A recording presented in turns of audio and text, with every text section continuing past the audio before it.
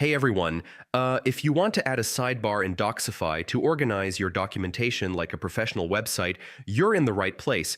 In this video, I'll show you step by step how to add a sidebar in Docsify in 2026. First, create a file called _sidebar.md.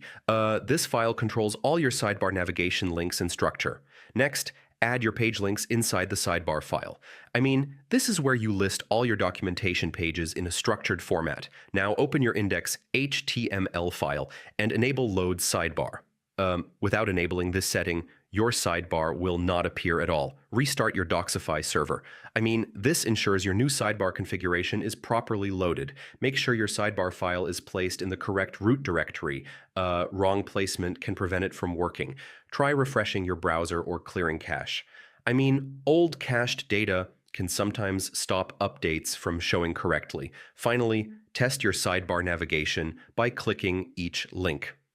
Each page should open properly without errors. So yeah, that's how you add a sidebar in Docsify. Follow each step carefully, and your documentation site will look clean and fully organized. And if this helped, don't forget to check out more tech tutorials for fast and easy guides.